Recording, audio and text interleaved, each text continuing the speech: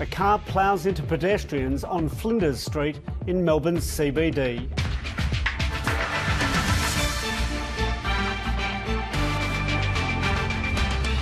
Kylie Mabry's killer handed a life sentence more than 3 decades after her death. A major win for Donald Trump, with Congress approving his tax cuts.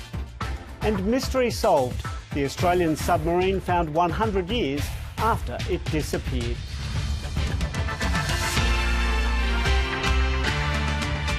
Good evening, Guy with ABC News. We'll begin with breaking news tonight. A car has ploughed into pedestrians along Flinders Street in Melbourne's CBD. The car was travelling west along Flinders Street, striking pedestrians crossing the road between Swanston and Elizabeth Streets before it crashed into a tram stop. 13 people have been injured, including a preschool-aged child who has a head injury. The driver of the car has been arrested along with another man.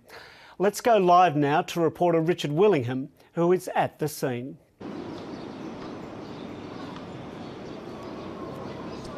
Good evening, Guy. Police are still cordoned off a very large area here around Elizabeth Street and Flinders Street. The incident happened just about 2 hours ago, and since then the area around me has been cleared off. Police and paramedics and fire engine staff rushed to the scene to treat all these people. It was a scene of chaos, we understand it. Basically, what we understand is that a car is driven into pedestrians at the intersection of Flinders and Elizabeth, which is, of course, one of the busiest intersections in Melbourne.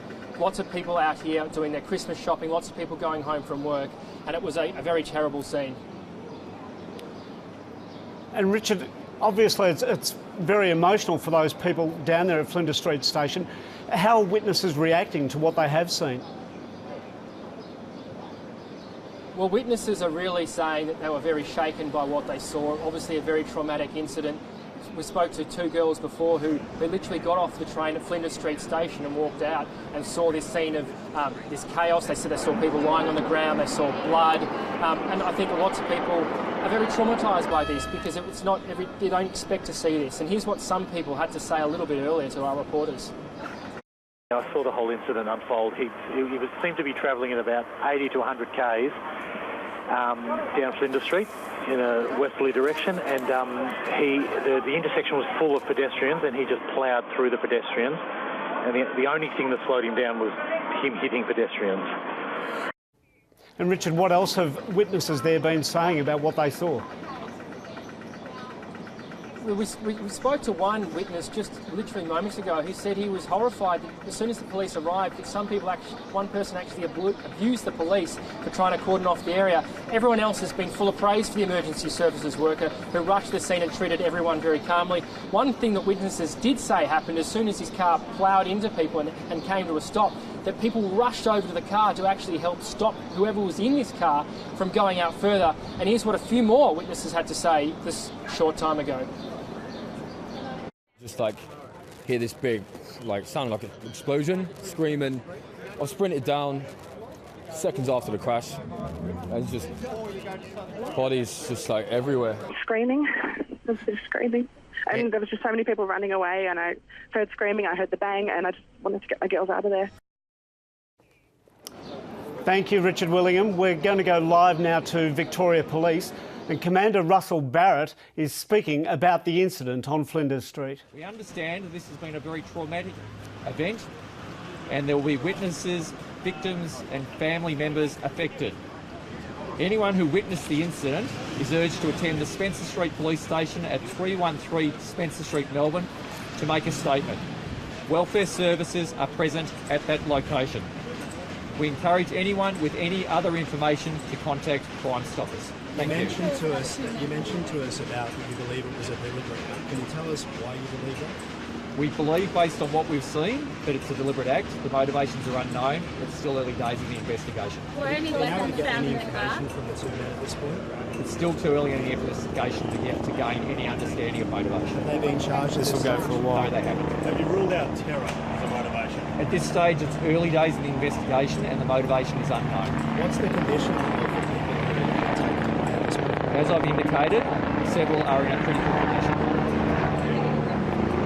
It's early stage in the investigation, so that will come out before this is on.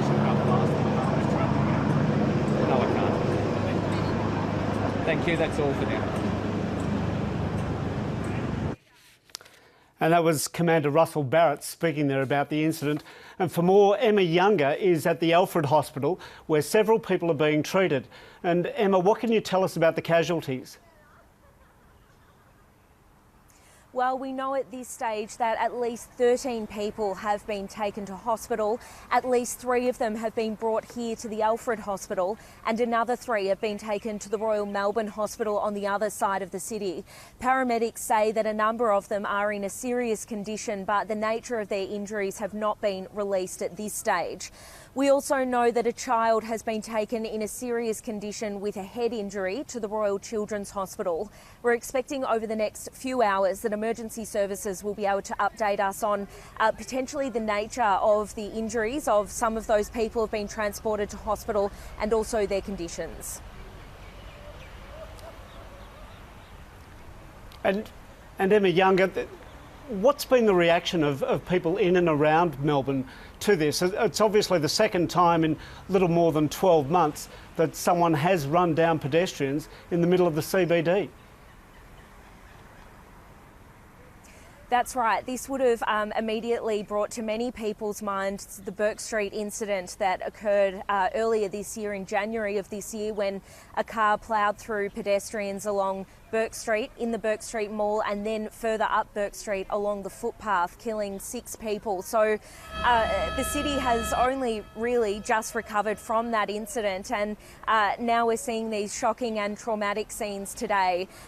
Of course, many people will be affected, and as police said, there is support available for people and witnesses who may have witnessed this terrible incident at the West Melbourne Police Station. Emma Younger, thank you. The sporting spotlight is back on Rio for the Paralympic Games, which begin this weekend. But terrible ticket sales, funding cuts and worsening political turmoil are causing real apprehension. And as Guy Stainer reports from Rio, the Paralympics will need all the goodwill they can get. Welcome back to Rio. Well, it's fair to say the Paralympic Games have had organisational problems of a similar scale to the Olympic Games, but without the profile, the attention or the cash flow to get those problems solved. The Australian Paralympic team's trying to put all that behind them and just focus on the competition.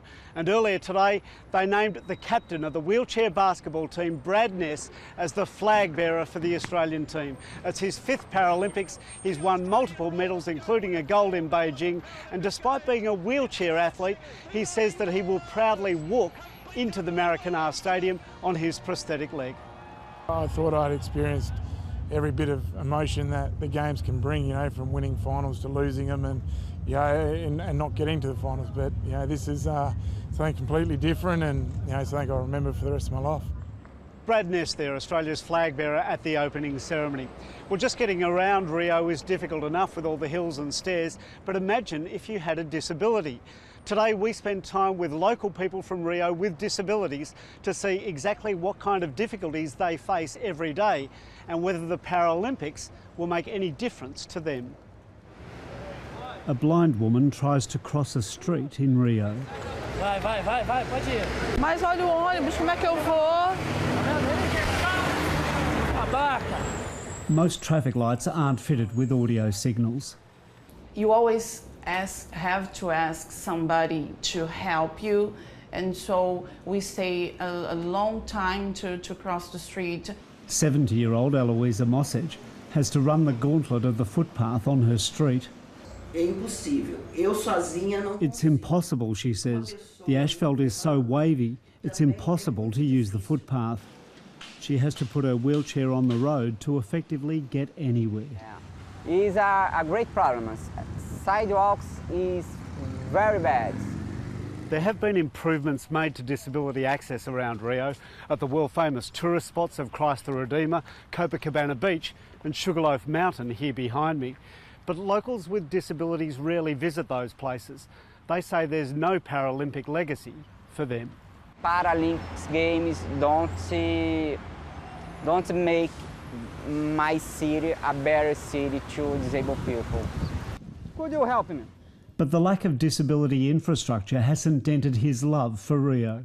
My city don't don't like me, but I like my city and I like my people, and my people like me. What's not to like? Dancing samba with a little rock and a lot of roll. Guy Stainer, ABC News, Rio.